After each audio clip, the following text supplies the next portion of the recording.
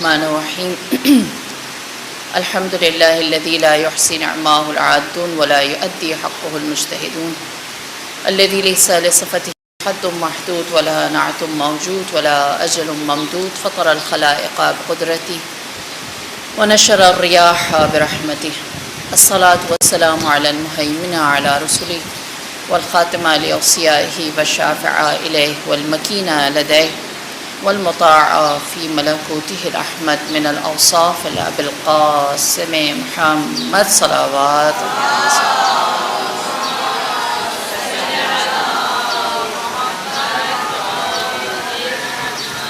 وعلى أهل بيته الطيبين الطاهرين المعصومين المظلومين سيما بقية الله في أرض روحي وأرواح العالمين لتراب مقدمه فداء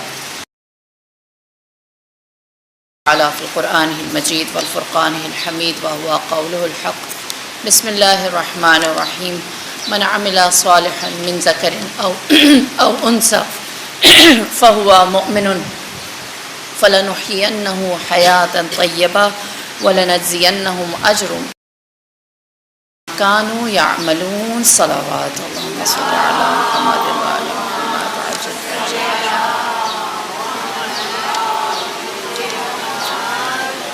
ارشاد رب العزہ فمن عمل صالحا جو بھی نیک عمل انجام دے مؤمن وہ مرد اور عورت میں سے کوئی کیوں نہ ہو من ذکر او انثی فہو مؤمن وہ مرد ہو یا عورت ہو ہم صالح کے بعد اس کو مؤمن قرار دیتے ہیں اور پھر ارشاد ہوا وَلَنُحْيِيَنَّهُ حَيَاةً طَيَّبَةً اور ہم انہیں دیتے ہیں ہم انہیں زیست دے دیتے ہیں کس طرح کی فرمایا پاکیزہ ترین جب کوئی عمل صالح کرتا ہے اس کا یہ ہے کہ اسے پاکیزہ زندگی مل جاتی ہے کیوں کیونکہ یہ جزا ہے اس کام کی جو انہوں نے انجام دیا لہٰذا انسان جیسا عمل کرتا رہتا ہے ویسے ویسے اس کی زندگی پاک ہوتی رہتی ہے ایک دفعہ عمل کر لینا انسان کو پاک نہیں کرتا میں نے آپ کی خدمت میں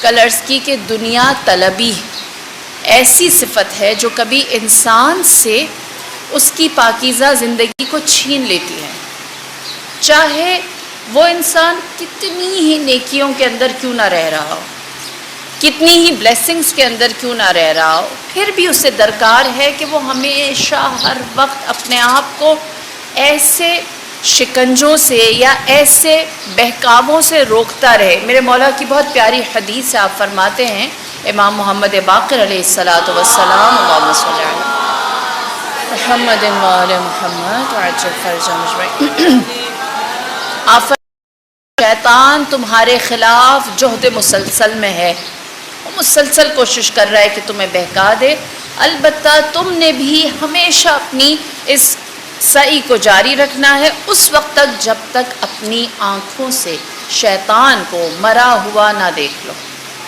تو اس کا مطلب کیا ہے کہ جب تک ہم شیطان کو مرا ہوا نہ دیکھیں تب تک کیا کرتے رہیں عمل صالح انجام دیتے رہیں جس کے نتیجے میں ہمارے لیے پاکیزہ زندگی میسر آ سکے اور شیطان ہمارے لیے دوسری چیز جس بار سامنے لاتا ہے وہ کیا دنیا طلبی چاہے انسان کتنی ہی خیر کے اندر کیوں نہ ہو کتنی ہی خدا کی نوازشات کے اندر کیوں نہ ہو نے اپنی رحمت کو فراوانی کے ساتھ کیوں نہ رکھا ہو پھر بھی ہو سکتا ہے کہ وہ اس دنیا طلبی کی وجہ سے اپنی دنیا اور آخرت دونوں کو ایسا کھو دے کہ اس کے پاس حیات طیبہ نہ رہے روایت ہے کہ جو سب سے پہلے اسلام کے دائرے میں جو لوگ داخل ہوئے ان کے ایمان کا درجہ بلند ہے عبید اللہ ابن عثمان ان لوگوں میں سے ہیں جو سب سے پہلے ایمان لانے والے ٹاپ 10 اور ان کا بیٹا طلحہ وہ بھی ان لوگوں میں سے ہے طلحہ ابن عبید اللہ ہاں جو طلحہ ابن عبید اللہ 8ویں نمبر پر اسلام لے کر آئے 8ویں نمبر پر اسلام لے کر آئے اور جنگ احد میں رسول خدا کے ساتھ جنگ لڑی اور ایسی جنگ احد وہی والی جنگ جو مسلمانوں نے پہلی جنگ ہار لی تھی، جس میں سے آدھے لوگ بھاگ گئے تھے اور بڑے گنے چنے لوگ تھے جو رہ گئے تھے، اور جو رہ گئے تھے ان میں سے ایک طلحہ ابن عبید اللہ تھے، جن کا ایک ہاتھ شل تھا، بیکار تھا، کام نہیں کرتا تھا۔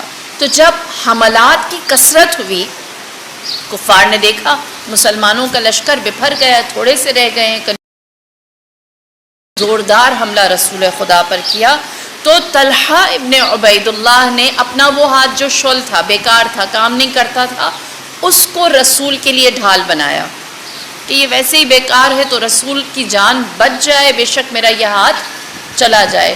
اور رسول خدا نے طلحہ ابن عبید اللہ کے بارے کی بشارت دیتا ہوں، یہ غازیان احد میں سے ہے، ہاں، جس کو ایسا مقام ملا ہو۔ صرف اتنا ہی نہیں، بیعت رضوان، صلح حدیبیہ، آپ سب جانتے ہیں کہ رسول خدا جب مدینے سے مکہ حج کرنے کے لیے آئے، آپ کو روکا گیا تو ایک اگریمنٹ ہوا کفار اور نبی کے درمیان۔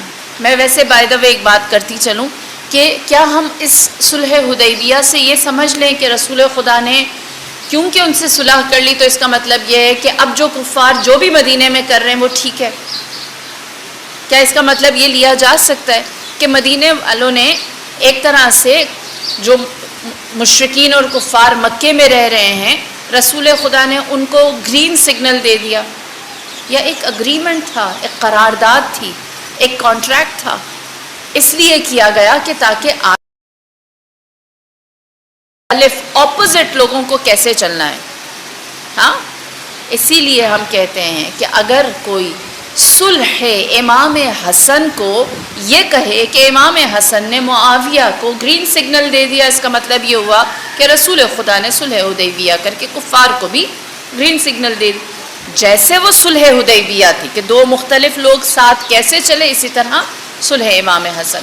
اور جب صلح حدیبیہ ہوئی تو رسول خدا نے فرمایا کہ درخت حدیبیہ کے درخت اپنی بیعت کی تجدید کرو، اور جن لوگوں نے بیعت کی تجدید کی، دوبارہ رسول کے ہاتھ پر بیعت کی، ان میں سے ایک طلحہ ابن عبید اللہ بھی تھا۔ اور آپ نے وہ بیعت کرنے والوں کے بارے میں ایک چیز فرمائی، آپ نے فرمایا لا يدخل النار احدا ممن بایع تحت الشجرہ، جس نے اس درخت کے نیچے میرے ہاتھ پر بیعت کی ہے وہ کبھی جہنم میں داخل نہیں ہوگا۔ ہاں، اتنی بڑی بات کر دی کہ جس نے یہاں بیعت کی ہے وہ کبھی بھی جہنم میں نہیں جائے گا۔ مجھے بتائیے اس سے بڑی بلیسنگ کوئی ہو سکتی ہے؟ رسول خدا جنت کی بشارت دیں، احد کا کوئی غازی ہو، بیعت نبی خدا نے فرمایا ہو کہ جو یہاں ہے وہ جہنم میں نہیں جا سکتا، اس سے زیادہ نعمات کچھ ہو سکتی ہے ہدایت کے لیے؟ اس سے پاکیزہ زندگی کوئی ہو سکتی ہے؟ لیکن اللہ اکبر، یہی طلحہ ابن عبید اللہ جب قتل عثمان ہوتا ہے مدینے میں موجود، ان سے آ کر کہتے ہیں کہ آپ ہمارے امام و والی بن جائیں، ہمارے خلیفہ بن جائیں، ہم آپ کی بیعت کریں گے۔ بہت بڑا انریسٹ مسلمانوں کے درمیان چل رہا تھا، اس کو کنٹرول کیا، سنبھالا، یہاں تک کہ امیر المؤمنین کی خلافت کی باقاعدہ ابتدا ہوئی۔ اور جب یہ ابتدا ہوئی تو روایت کہتی ہے کہ طلحہ اور زبیر یہ دونوں منتظر تھے کہ انہیں کوئی کہیں پر حاکمیت، فرما روائی، کوئی اچھی ڈیزگنیشن، کوئی اچھی پوسٹ ملے گی۔ جب نہیں ملی تو ناراض ہوئے۔ میں صرف طلحہ کی بات کروں، طلحہ ابن عبید اللہ امیر المؤمنین کے پاس آئے اور انہوں نے کہا اے علی، آپ تک پہنچانے کے لیے ہم نے قربانیاں دی، اور آپ خلیفہ بننے کے بعد ان لوگوں کو والی، فرما روا اور حاکم بنا رہے ہیں، بھی نہیں، غریبوں کو لے جا کر اتنی اونچی جگہ دے رہے ہیں۔ آپ نے سوال کیا اے طلحہ میں کیا کروں کہ تو راضی ہو جائے؟ اس نے کہا کہ یا مجھے کوفہ دے دیں یا بصرہ دے دیں، اس کی حاکمیت دے دیں، اس کی گورننس دے دیں۔ آپ نے فرمایا واللہ میں اس کو نہیں پاتا، امانت دار نہیں پاتا کہ میں اتنی بڑی چیز اس کے حوالے کر دوں. لہٰذا جب اس نے امام کا یہ اوپینین سنا تو کہا میں علی کا ساتھ دیا اور علی نے میرے لیے کچھ بھی نہیں کیا، دنیا طلبی، دنیا طلبی. لہٰذا اس نے زبیر کے ساتھ ارادہ کیا، اور ارادہ کرنے کے بعد اس نے کہا کہ ہم لوگ علی کے خلاف قتل عثمان کا فیصلہ کرتے ہیں، اور اس کے لیے ہمارے پاس اس وقت مدینے میں علی کے مد مقابل اگر کوئی شخصیت ہے خاندان رسول سے تو وہ ام المومنین ہے. ام المومنین مکے میں تھیں، حج کر رہی تھیں، عمرہ کر رہی تھیں، لیکن جیسے ہی انہوں نے مدینے کے حالات سنے مدینے نہیں آئیں. آپ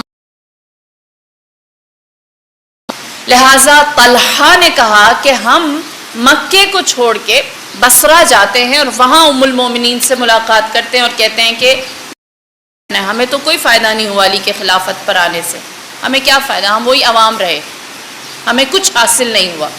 لہٰذا روایت کہتی ہے کہ طلحہ ابن عبید اللہ امام کے پاس آیا اور اس نے کہا اے علی مجھے اجازت دیجئے، میں چاہتا ہوں عمرہ کرنے کے لیے جاؤں.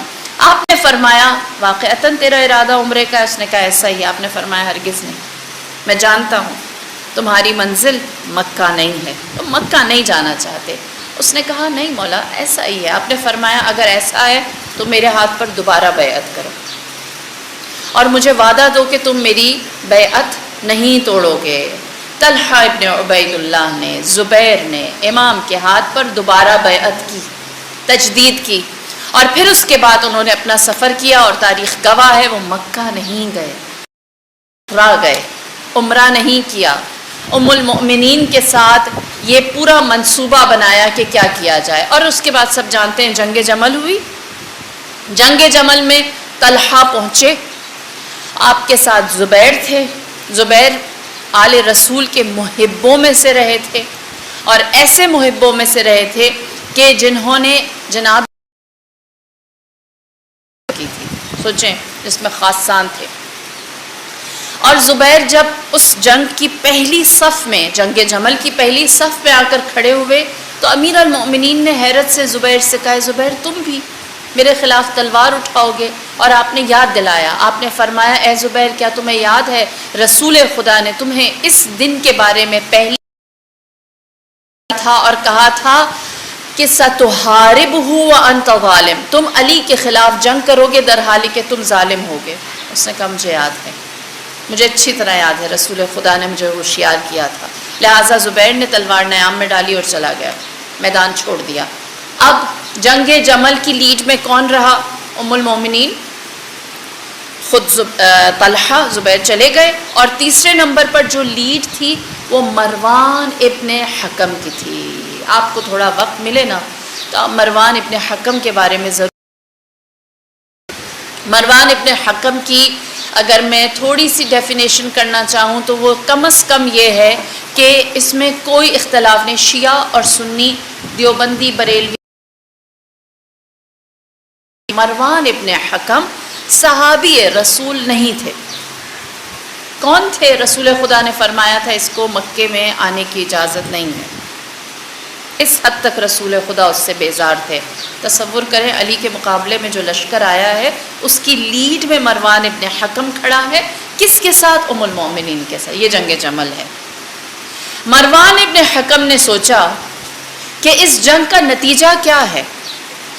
نتیجہ یہ ہے کہ حضرت عائشہ تو خلیفہ نہیں بن سکتی.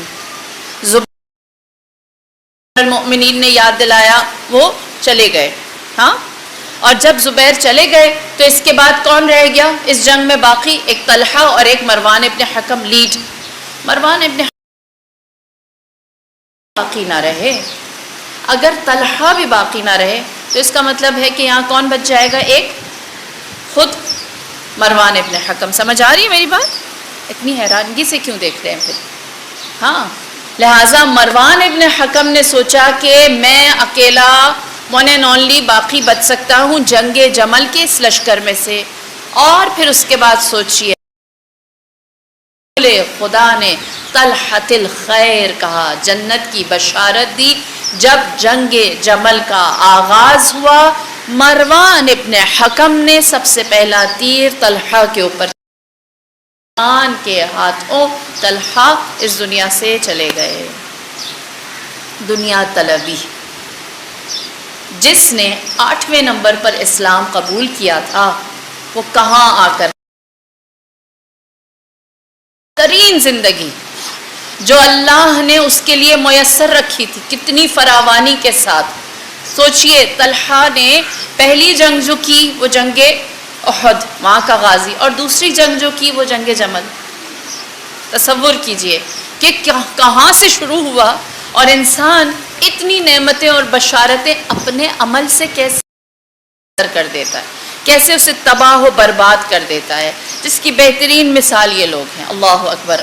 اسی لیے میرے مولا کیا فرماتے ہیں؟ فرماتے ہیں من یموت بالذنوب، زیادہ تر موت جو ہوتی ہے وہ گناہوں کی وجہ سے ہوتی ہے ثواب کے بجائے۔ اللہ نے ہر ایک کے لیے موت کا وقت معین رکھا ہے، لیکن اکثر لوگ اس وجہ سے مر جاتے ہیں کیونکہ وہ بہت گناہ گار ہو جاتے ہیں، وہ اپنی پاکیزہ زندگی کو اپنے ہاتھ سے دے دیتے ہیں، جو اللہ نے ایک مقدار معین کی ہے اس سے پہلے چلے جاتے ہیں کی وجہ سے۔ بما کسبت ایدیکم، بما کسبت ایدیکم، ہاں، جو اپنے ہاتھوں سے انجام دیتے ہیں اس کی وجہ سے۔ کس طرح؟ ایک چھوٹی سی مثال، یہاں گیس آتی ہے تو ایک سلنڈر کے اندر ایک مخصوص گیس کی مقدار ہوتی ہے جو کچھ دن چل سکتی ہے۔ تو کبھی ایسا بھی ہوتا ہے کہ آپ سلنڈر اللہ نہ کرے آن کریں اور وہ لیک ہو رہی ہے، مطلب کیا ہوتا ہے کہ وہ 10 دن چلنے والی ہوتی تھی تو 4 دن 5 دن 6 دن میں ختم ہو جاتی ہے۔ یہ جو گناہ ہے نا، یہ ہمارے سلنڈر کو لیک کرنے والی بات ہے کہ اس کی جو مدت ہے اس کو چھوٹا کر دیتا ہے، اس کو کوتاہ کر دیتا ہے، اس کے نتیجے میں انسان اس دنیا سے چلا جاتا ہے۔ اللہ کیا کہتی ہے؟ قرآن کی داستانیں کیا بتاتی ہیں؟ ایک چھوٹا سا حوالہ دیتی چلوں۔ کہتے ہیں کہ جو متوکل عباسی کا زمانہ تھا، عباسی خلفاء کا زمانہ تھا، وہ جیسے ہمارے ہاں 23 مارچ 14 اگست ہوتا ہے، ایک نیشنل ڈے منایا جاتا ہے، اسی طرح یہ اپنی حکومت کا ایک نیشنل ڈے مناتے تھے یوم السلام کے نام سے۔ ہاں، عباسی خلفاء زمانہ تھا امام محمد ہادی علیہ السلام کا، اللہم صلی علیہ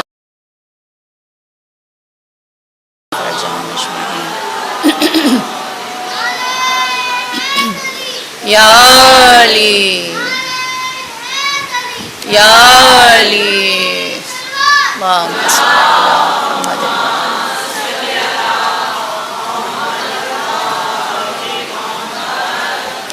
امام ہادی کا زمانہ تھا، یوم السلام کی جب ساری چیزیں منصوبہ بندی طے ہو رہی تھی، کہتے ہیں کہ اس کا فارمیٹ ایسا تھا کہ جو شخصی کو گھوڑے کے اوپر بٹھا کر کسی اچھی سواری پر بٹھا کر پریڈ کروائی جاتی تھی، اور جو عام لوگ تھے یا چھوٹی ڈیزگنیشن یا پوسٹ پر تھے وہ پیدل چلتے تھے۔ متوکل عباسی سے پوچھا گیا کہ امام کے بارے میں کیا کرنا ہے، تو اس نے کہا کہ ایسا کرتے ہیں، سارے سامرہ کو دکھاتے ہیں، امام کو پیدل چلاتے ہیں، امام کو یہ عزت نہیں دیں گے، جتنے بھی دوسرے لوگ ہیں سب کو، جتنے بھی اچھی اچھی پوسٹوں پر ہیں انہیں ہم سواریوں پر بٹھائیں گے، امام پیدل چلیں گے۔ اور وہ پریڈ کروائی گئی یوم السلام، اور امام کو پیدل چلایا گیا۔ اور پھر جب وہ ختم ہوئی دربار متوکل عباسی میں، تو وہاں ایک کوریڈور تھا جہاں سپاہیوں کو بٹھایا جاتا تھا، عام سپاہیوں کو، وہاں امام کو بٹھایا گیا۔ جو امام کے چاہنے والے تھے وہ جب یہ دیکھ رہے تھے انہیں بڑی تکلیف ہوئی کہ کہاں امام وقت عزت اور کہاں ایسا سلوک روا رکھنا۔ ان میں سے ایک شخص امام کا محب امام کے پاس گیا اور اس نے امام سے کہا میرا دل بہت آزردہ ہے، بہت تکلیف میں ہے آپ کو اس حالت میں دیکھ کر، کی کہ تمتعوا فی دارکم ثلاثۃ ایام ذالک وعد غیر مکذوب۔ آپ نے سورہ ہود کی آیت تلاوت کی کہ اللہ نے انہیں 3 دن کی مہلت دے دی ہے، اللہ نے انہیں ان کو 3 دن کی مہلت دی ہے کہ یہ اپنے گھر میں گزاریں، اور پھر جو اللہ کا وعدہ ہے غیر مکذوب، وہ ہرگز جھوٹا نہیں ہے، سچا وعدہ ہے۔ جب امام نے یہ آیت پڑھی تو جو اس سے مراد کیا ہے، یہاں تک کہ بات چلتی ہوئی ایک صاحب علم تک پہنچی تو اس نے کہا کہ یہ آیت حضرت صالح کے لیے خدا نے بھیجی، اور اس کا سلسلہ کیا ہے، ناقہ معجزے کے طور پر پیش کی تھی۔ آپ جانتے ہیں کہ قوم حضرت صالح علیہ السلام وہ حضرت صالح پر ایمان نہیں لاتی تھی۔ آپ نے فرمایا کہ جو جیسا کہو گے، انہوں نے کہا کہ ہمیں پہاڑ کے اندر سے اونٹنی چاہیے، آگے معجزہ دکھا دیا، قصہ مختصر تیزی سے گزروں گی۔ پھر کہا اس کے ساتھ بچہ چاہیے، وہ بھی آ گیا۔ پھر جو وہ کہتے رہے ویسے ویسے حضرت صالح علیہ السلام نے اپنا معجزہ دکھایا۔ اس کے بعد کہا کہ اب ایمان لاؤ گے؟ حضرت صالح نے فرمایا کہ اللہ کا حکم یہ ہے کہ اگر تم اب ایمان لاؤ گے تو تم اس کی، یعنی جو اونٹنی ہے جو پہاڑ کے شکم سے دامن سے نکالی گئی ہے، اس کی حرمت کو رکھو گے اور اس کی پیٹھ کو نہیں کاٹو گے، ورنہ تم پر عذاب آئے گا۔ اور اس قوم کاٹ دیا، اور جب اس اونٹنی کی پیٹھ کو کاٹا تو اللہ کا وعدہ کیا تھا، عذاب آئے گا۔ خداوند کریم نے حضرت صالح پر یہ آیت نازل کی، تمتعوا فی دارکم ثلاثۃ ایام، آپ انہیں 3 دن کی مہلت دیں کہ یہ 3 دن اپنے گھر میں گزاریں، ذالک وعد غیر مکذوب، 3 دن بعد جو ہم نے کرنا ہے وہ ایسا وعدہ ہے کہ اس میں کہیں کذب و جھوٹ نہیں ہے۔ لہٰذا جو شیعہ تھے امام ہادی کے زمانے،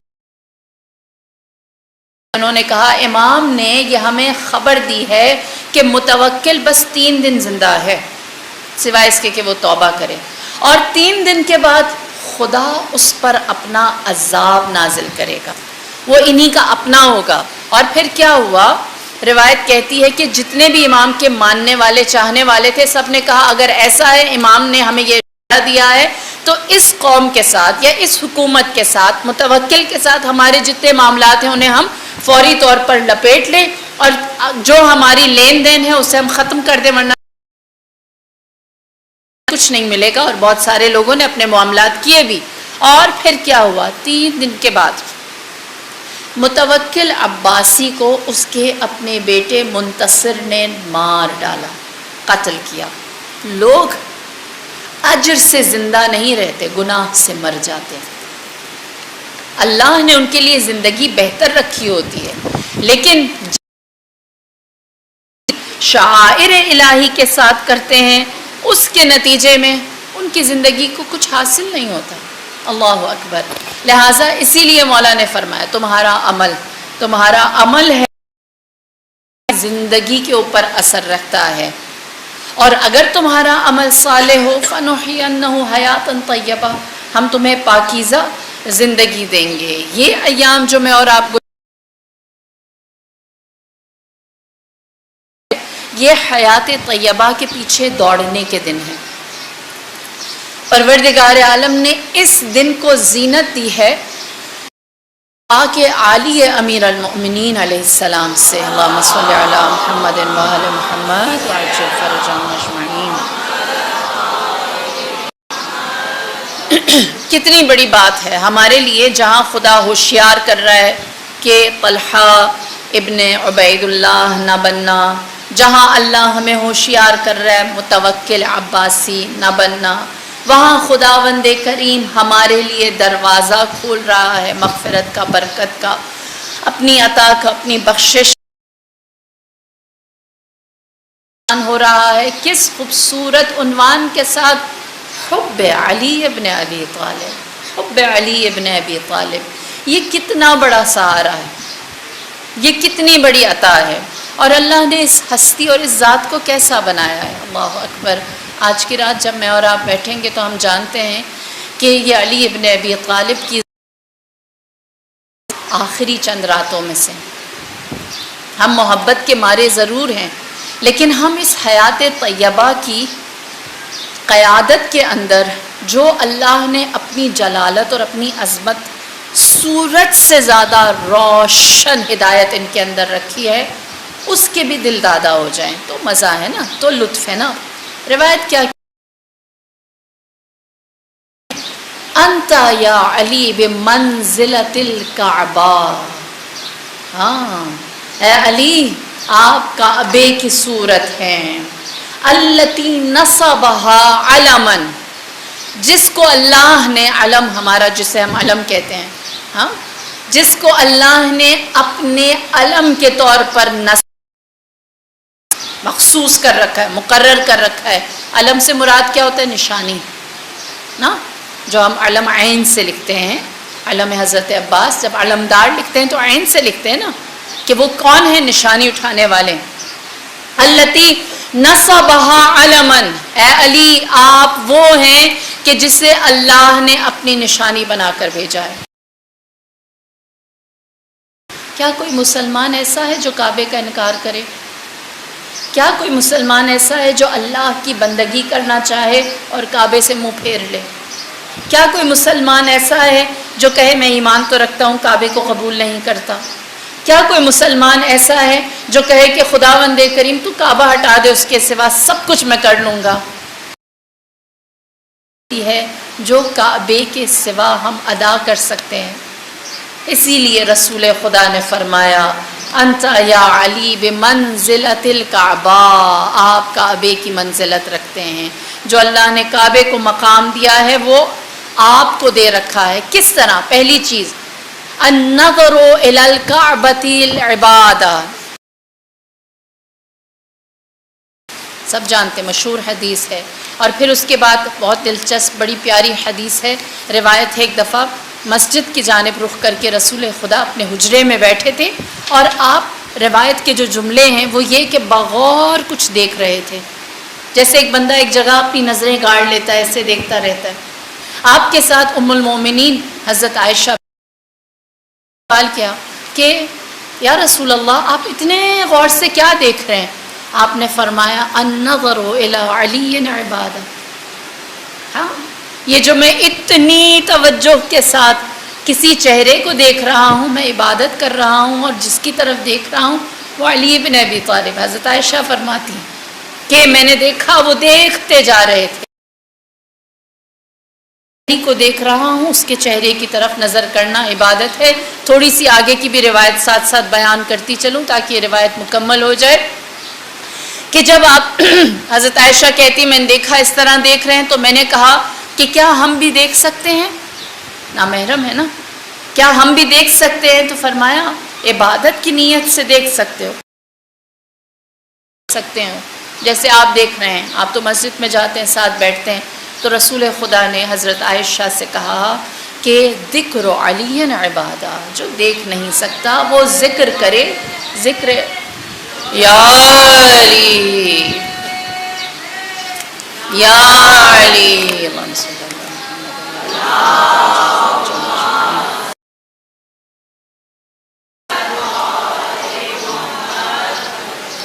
لہذا پہلی چیز، پہلی شباہت، جو جیسے کعبے کو دیکھنا عبادت ویسے علی کو دیکھنا عبادت، البتہ ذکر علی ابن ابی طالب بھی عبادت ہے۔ دوسری چیز محوریت، اللہ نے اسلام کا محور و مرکز کعبہ کو بنایا۔ حج کر سکتے ہیں بغیر کعبے کے، عمرہ کر سکتے ہیں بغیر، ہو ہی نہیں سکتا۔ محوریت ہے، اور خدا نے اپنے حبیب کو کیا کہا؟ فولی شطرک، فولی وجہک شطر، رسول خدا کی عبادت کے لیے اللہ نے یہ جہد انتخاب کی ہے کہ محور و مرکز کعبہ ہے تو آپ عبادات قبول ہوں گی۔ اور اسی لیے رسول خدا نے فرمایا حق کا محور و مرکز علی ابن ابی طالب ہے۔ ہاں الحق مع علی والعلی مع الحق، پروردگار عالم نے محوریت علی ابن ابی طالب کو ایسی دی ہے کہ فرمایا کہ ان علی قسیم الجنت والنار، جنت و جہنم کو تقسیم کرنے والا بس علی ابن ابی طالب ہے۔ محوریت ہے کہ تیسری صفت حدیث رسول خدا فرمایا کہ اگر مومن و منافق کی پہچان چاہتے ہو تو ایک ذکر کرو، بہت سارے میزان نہیں چاہیے، ایک ذکر کرو۔ ذکر علی ابن ابی طالب سے پتہ چل جائے گا محور ایمان ہے یا نفاق ہے۔ یا علی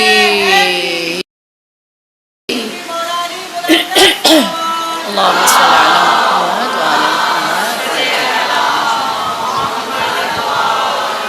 محمد۔ لہٰذا جیسے کعبہ محور و مرکز ہے ویسے علی ابن ابی طالب محور و مرکز ہیں۔ اور تیسری صفت رسول خدا کیا فرماتے ہیں؟ کعبہ اللہ کا انتخاب ہے نا؟ کعبہ کس نے منتخب کیا؟ اللہ نے۔ کس نے ابراہیم کو حکم دیا کہ مکے کی؟ کس نے ہاجرہ سے کہا کہ اپنے بیٹے کے ساتھ یہاں بس جاؤ؟ اللہ نے۔ کس نے اس محل کا تعین کیا اور کہا محل و مکان یہ ہوگا؟ اللہ نے۔ کس نے کہا؟ دیکھیے قرآن کے اساس ہے، بنیاد ہے، وہ اللہ نے رکھی ہے۔ لہٰذا جو کعبہ ہے اس کا محل، اس کا مکان، اس کی بقا، سارا انتخاب اللہ کا ہے، سب انتخاب اللہ کا ہے۔ اور اگر آپ اس کو ڈیٹیل میں پڑھنا چاہتے ہیں تو بیت المعمور، معمور نہیں جو لوگ لکھ رہے ہیں، معمور میم عین میم واو رے، بیت المعمور جو عرش پر ہے وہ کعبے کی اصل چیز ہے، یعنی کعبہ بیت المعمور کا ریپلیکا ہے جو زمین پر رکھا ہے۔ لہٰذا جو عرش سے زمین پر اللہ نے اتارنا تھا وہ انتخاب کس کا ہو سکتا ہے؟ اللہ کا نا۔ اسی علی، آپ علی ہیں، علی یعنی بلند، آپ علی ہیں، لیکن اللہ نے اپنی رضا، اپنی مرضی سے، اپنے انتخاب سے آپ دیا، اس لیے آپ مرتضی ہیں۔ ہاں، انتخاب اللہ کا ہے، پسند اللہ کی ہے۔ اسی لیے نبی خدا فرماتے ہیں تنہا گواہ جو غار حرا میں مجھ پر وحی اترتے ہوئے دیکھتا رہا، قرآن نے شہیدم بینی و بینکم، اللہ اور اللہ کے رسول کے درمیان ایک گواہ ہے، نہیں ہے۔ رسول کی آغوش کو صلی اللہ محمد وعلی محمد وعجل فرجہم اجمعین۔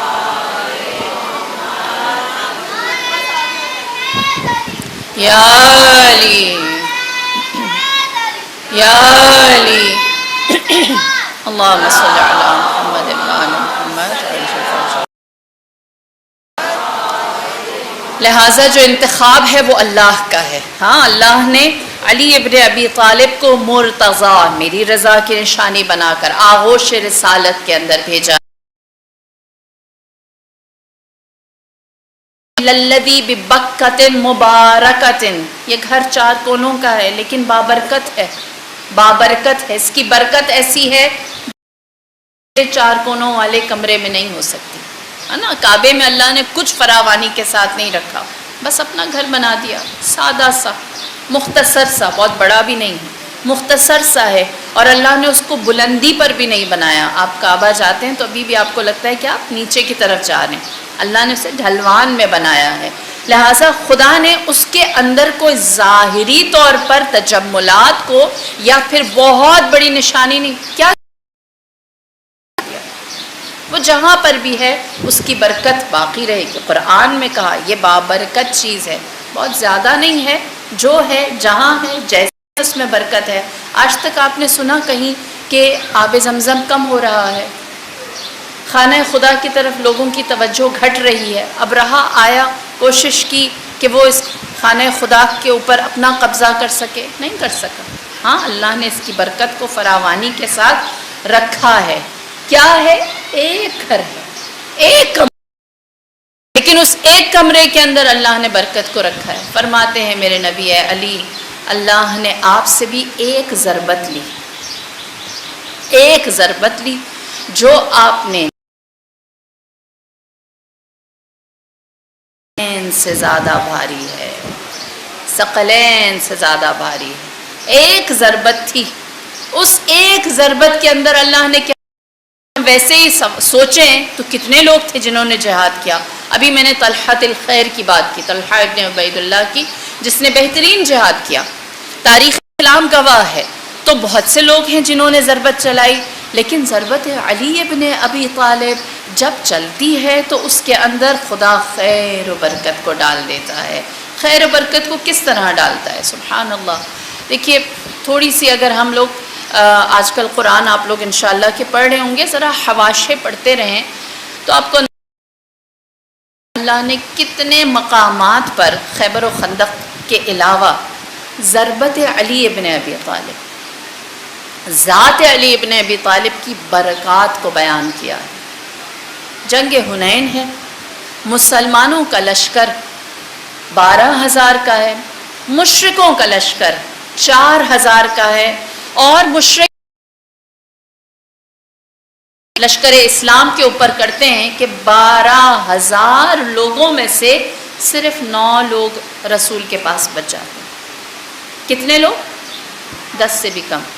یہاں گنتی پوری بتائی گئی، اس میں اپنے پرائے کی لڑائی بھی نہیں ہے. ہاں صرف 9 لوگ بچ جاتے ہیں، اور پھر اس کے بعد پروردگار عالم کی طرف سے مدد بھی آتی ہے، جیسے جنگ احد، اور پھر مسلمان کچھ واپس بھی آ جاتے ہیں. خلاصہ جب یہ جنگ تمام ہوتی ہے اور پھر دیکھا جاتا ہے کہ کس طرح مسلمان جیتے، تو تاریخ کیا کہتی ہے؟ پورے 12,000 70 مشرکوں کو مارا. تصور کریں، زخمی نہیں، مارنا، ہلاک کیا.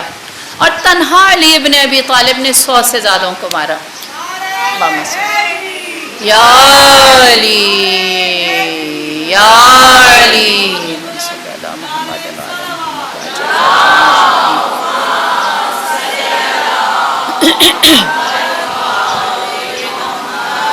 اب یہ ایک ذات کے اندر کیا ہاتھ زیادہ ہیں، انگلیاں زیادہ ہیں؟ نہیں. جیسے خانہ خدا سادہ سا ایک گھر ہے، اس کے اندر اللہ نے برکت رکھی ہے. پروردگار عالم نے ذات علی ابن ابی طالب کے ہاتھ میں ایک تلوار دے رکھی ہے. ہاں اس تلوار کی خاصیت یہ ہے کہ اس میں اللہ نے اپنی خیر و برکت کو فراوانی کے ساتھ رکھا ہے. اور پھر اس کے بعد میرے نبی فرماتے ہیں کہ جس طرح سے لوگ کعبے کی جانب جاتے ہیں، اے علی آپ کی مثال بھی ویسی ہی ہے. اللہ اکبر. اور یہ والی حدیث رسول کی زبان آتا ہے. لبید نامی ایک شخص تھا جو رحلت رسول کے بعد جب اس نے حالات دیکھے کہ کس طرح زمانے نے نظریں پھیر دیں، تو جناب فاطمہ کے پاس گیا اور کہنے لگا کہ اے بیوی، آپ کیوں نہیں امیر المومنین سے کہتی کہ وہ خروج کریں اور وہ لوگوں کو اپنے آس پاس جمع کریں، اور وہ کوئی ایسا اقدام کریں کہ لوگ کیوں خاموشی اختیار کیے؟ تو جناب فاطمہ نے فرمایا کہ علی کی مثال کعبے جیسی ہے. علی تمہارے پاس نہیں آئیں گے، تم علی کے پاس آؤ گے. ہاں جس طرح کعبہ ہے، کعبہ شانی بنایا، لہٰذا تمہارے لیے لازم ہے کہ تم علی کے پاس جاؤ، اور کو ہم نصرت کے لیے آمادہ و تیار ہیں. وہ اس وقت تمہارے درمیان کوئی فساد بپا نہیں کریں گے. لہٰذا رسول خدا فرماتے ہیں علی ابن ابی طالب بھی ہمارے درمیان منزلت کعبہ رکھتے ہیں. تو کہ یہ لوگوں کے پیچھے جائیں. اللہ اکبر. اور پھر اس کے بعد کعبہ کیا ہے، اور رسول خدا نے علی مرتضیٰ کو کیا دیا ہے؟ فرمایا اے علی، اگر لوگ کعبے کی جانب نہ جائیں، کعبے سے استفادہ نہ کریں، کعبے کا کوئی نقصان نہیں، اس کی حفاظت کا ذمہ اللہ نے لے رکھا ہے. کعبہ محروم نہیں ہے. کعبہ کو لوگوں کی اور طواف کرنے والوں کی ضرورت نہیں ہے. جو نہیں جائے گا وہ محروم رہ جائے گا. اے علی آپ کی مثال بھی ایسی ہے کہ اگر لوگ آپ کے پاس نہیں آئیں گے، محروم آپ نہیں ہیں، جیسے امام کی جانب اپنے قدم نہیں بڑھائیں گے. اللہ اکبر.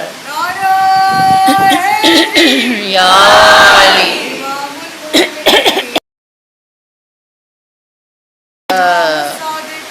بے شک بے شک. بے شک بے شک صدقے علی الولی یا مظہر العجائب یا مرتضی علی سبحان اللہ یا والی الولی عجائب سبحان اللہ سبحان اللہ یا علی یا علی یا علی اللہم صلی اللہ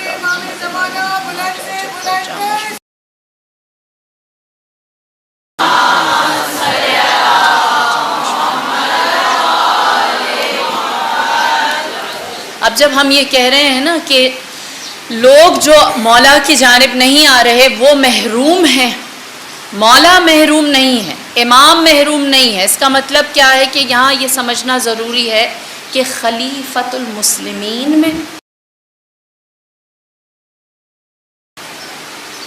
خلیفۃ المسلمین کو اپنی خلافت حاصل کرنے کے لیے تگ و دو کرنی پڑتی ہے، لیکن امیر المومنین ہے، اللہ نے اس کو ایسا مینارہ ہدایت بنایا ہے کہ اسے لوگوں کے پیچھے نہیں جانا ہوتا، کیا کرنا ہوتا ہے، ایک چھوٹا سا فرق، ایک چھوٹا سا، کسی کے دل کو آزردہ نہیں کرنا چاہ رہی، خلافت اور ولایت کا فرق ہے، ہاں کہ بے نیاز کس طرح سے ہیں۔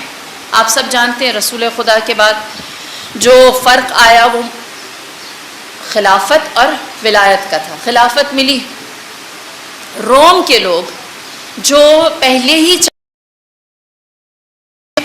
یا اگر محمد طاقت ہیں تو اس طاقت کو اپنے پاس لے آئیں، روم والے بادشاہ تھے نا، وہ اپنی بادشاہت کے حساب سے سوچتے، اور اگر محمد برحق نہیں ہیں تو وہ کہتے تھے کہ پھر ہمیں ان پر غلبہ حاصل کر لینا چاہیے، پھر عربستان میں اگر ایک ذات نبی کو نکال دیا جائے تو پھر ہمارا غلبہ حاصل کرنا آسان ہے، لہٰذا انہوں نے اپنی جانب سے ایک ڈیلیگیشن بھیجا اور کہا کہ دیکھو نبی کے بعد کیا سلسلہ ہے، اگر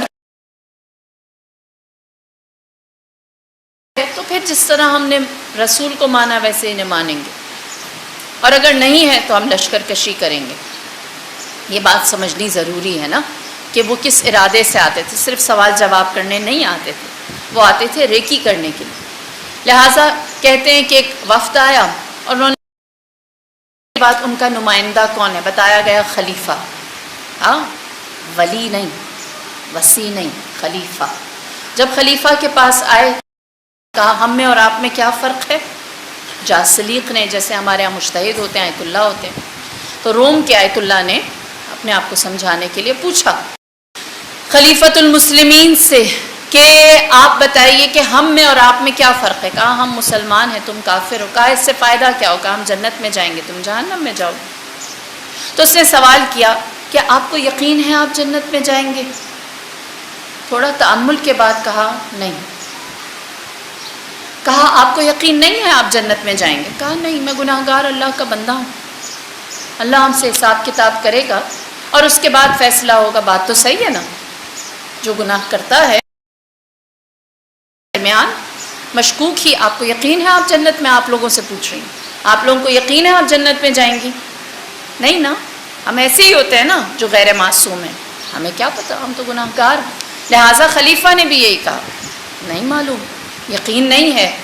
کہتے ہیں جاسلیق کھڑا ہو گیا، کہا تم کیسے رہبر ہو، تمہیں اپنی جنت کا یقین نہیں ہے، ہمیں کیسے لے کر جاؤ گے؟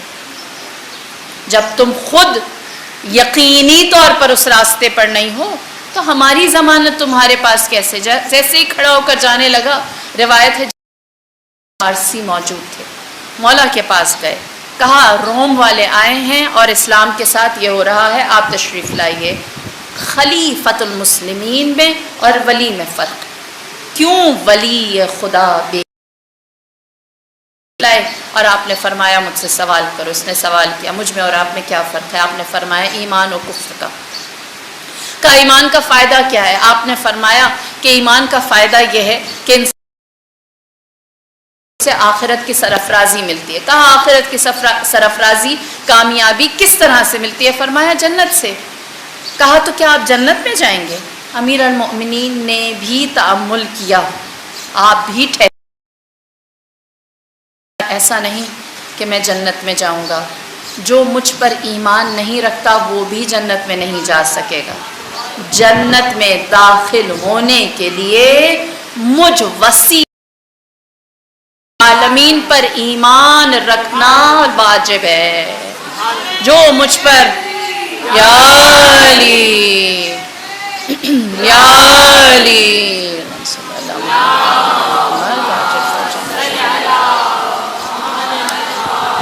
فرمایا جو مجھ پر ایمان نہیں رکھتا ہوگا وہ بھی جنت میں نہیں جا سکے. میرا جنت میں جانا یا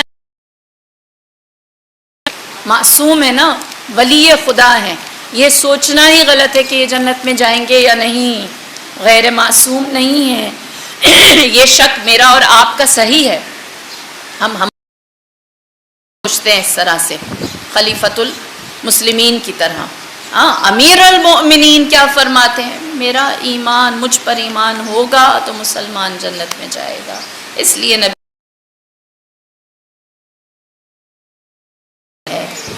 آپ کے پاس اگر لوگ نہیں آ رہے تو آپ محروم نہیں ہیں. البتہ علی غریب ضرور ہے, علی تنہا, علی مظلوم ضرور ہے. اور ایسا مظلوم کہ جس نے خود بتایا اپنی مظلومیت, نہیں کہ لوگ سلام نہیں کرتے. نہج ایسی ہے کہ اب میں سلام کرتا ہوں لوگ جواب نہیں دیتے. اللہ اکبر. تاریخ مظلومیت علی ابن ابی طالب. بعد زہرا علی اتنے تنہا ہوئے کہ آپ کی یہ سیرت تھی, آپ کی زندگی کا طریقہ تھا کہ آپ کنویں کے اندر منہ ڈال کر اپنا درد بیان کرتے.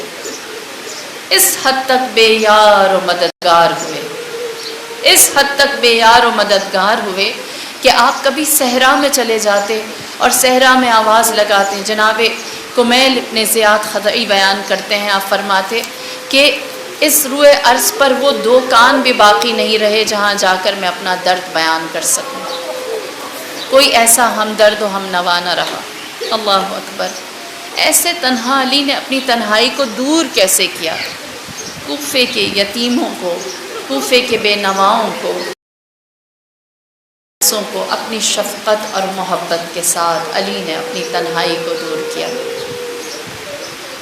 ایک یتیم ہی جانتا ہے کہ دوسرے یتیم پر کیا بیتتی ہے. ایک تنہا ہی جانتا ہے کہ تنہائی دوسرا کیسے کاٹتا ہے. ایک غریب ہی جانتا ہے کہ غربت کی زندگی کیسے جی جاتی ہے. لوگ تھے. اللہ اکبر. 19 رمضان سے 21 رمضان یہ وہ شب و روز ہیں جو غریبوں کے دن ہیں.